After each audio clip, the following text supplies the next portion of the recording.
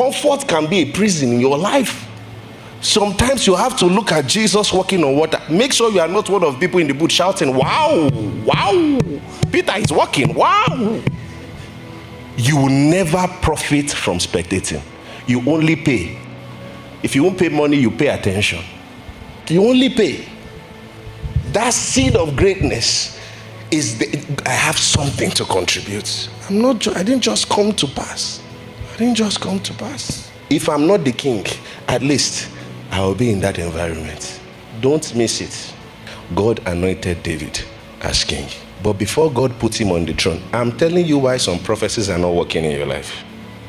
Before God put him on the throne, God made him to do shadowing. He was playing the guitar and watching Saul.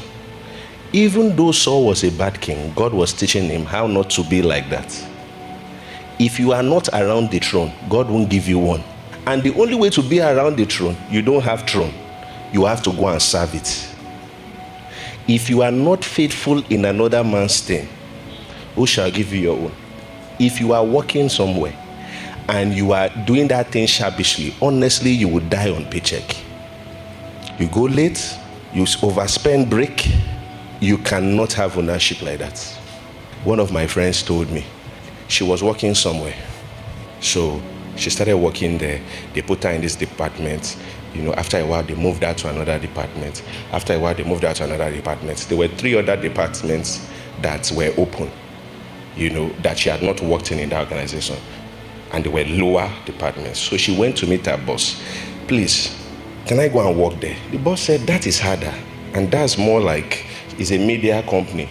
This one was about, calling to get cameras and all that. She said, I want to do it. The boss said, you are going to take a paycheck cut. She said, yes, I want to do it. And the boss said, you will take a paycheck cut and do that? He said, yes. So the boss thinks he's smart. He cut her look at that. He cut her paycheck, put her there, and was making her do her former job. So she called me, and she was talking like she was excited. So I told her, I said, are you thinking about this thing? He said, no, Mpidi, you have taught us about ownership. I want to work in every department so I can run my own. That's how people think. You didn't study banking and finance to get a job. You studied it to know how to run a bank. That's the people that have the seed of Christ, greatness. That's the way they think. They think light. They think ownership.